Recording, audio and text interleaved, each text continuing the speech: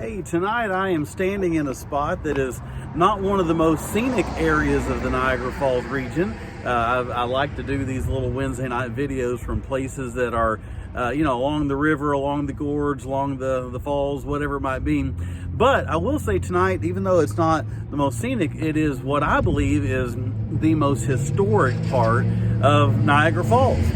When I moved here about a year and a half ago, I decided I was going to learn everything I could learn about this region. And I have watched documentaries on Niagara Falls. I've watched documentaries on Nikola Tesla and just try to learn everything I can possibly learn about this region.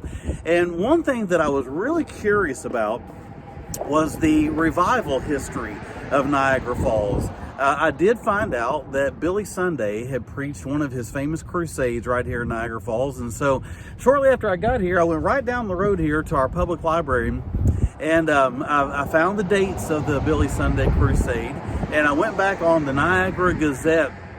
I looked through all that old microfiche and found that Billy Sunday did preach here in September and October of 1923, and it happened to be on this location right here. And I printed off, you probably can't see it very well, but I printed off the Niagara Gazette.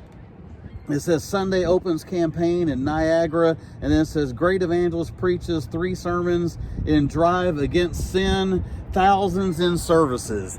The Billy Sunday crusade right here on this spot lasted about 6 weeks. The big wooden tabernacle, he would build one everywhere he would go. The big wooden tabernacle was right here. It seated about 6,000 people.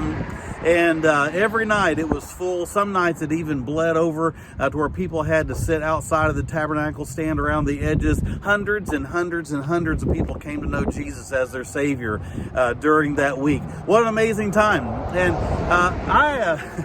I just have to stand here and think, Lord, do it again. Lord, do it again. God has not changed. God has not changed. Now, I do think Christians have changed, but I know that God has not changed at all. So today, here we are. There's a Rite Aid here. There's a Rent-A-Center. There's a Planned Parenthood right here, and there's an Arby's. And all of this is where thousands and thousands of people would gather in 1923 to hear the gospel. That's why I believe this is the most historic spot in all of Niagara Falls. You know, in our prayer, do it again, Lord, I am reminded of the words that are found in the book of Psalms. The famous words, Psalm 85 and verse number 6, wilt thou not revive us again, that thy people may rejoice in thee? Do it again, Lord. Wilt thou not revive us again? I just scribbled down 3 things that I think are possible reasons why we are not necessarily seeing things like that happen in the day and age in which we live. The first one I wrote down, and I think this may be the biggest one, is just the 3-letter word ego. Ego. I think the church has way too much ego in it today, too much pride. Doesn't Proverbs tell us where that only by pride cometh contention? Whenever there is contention among God's people, it's because there's too much ego that has crept in. I was talking to an assistant pastor friend of mine a while back, and his church was doing a big dramatic production, and they were expecting a lot of people to come and see the drama that they were having. And I asked him, how's it going with your big program that you're putting on?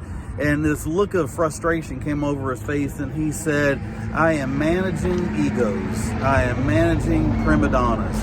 And he was so frustrated over the fact that he couldn't seem to corral everybody, because everybody wanted FaceTime, everybody wanted to be acknowledged, everybody wanted their name in a prominent spot in the bulletin.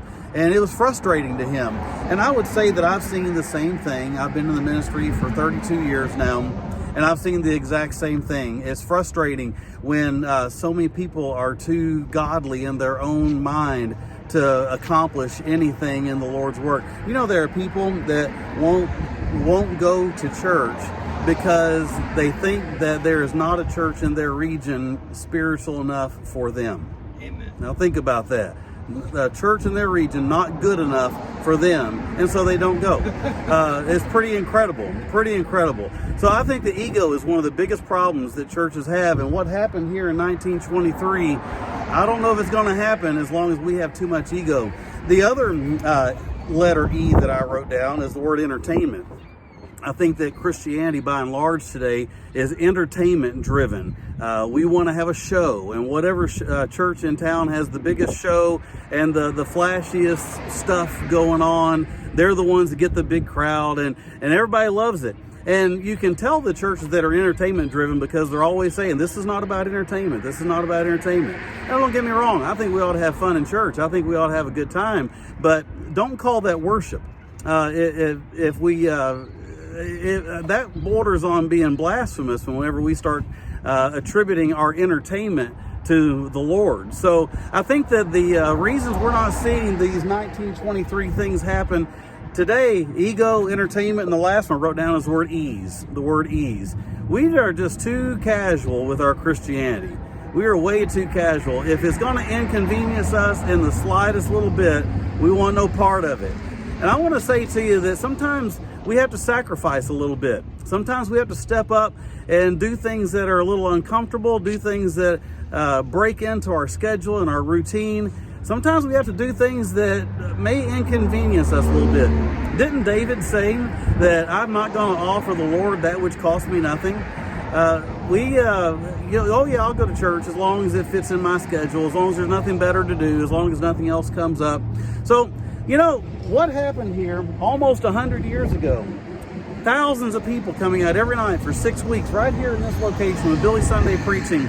It can happen again, but we've got to get away from our egos. We've got to get away from our entertainment-driven Christianity, and we've got to get away from this ease-type mentality. Hey, I hope that helps you. Hope that encourages you. Have a great rest of the week. God bless you.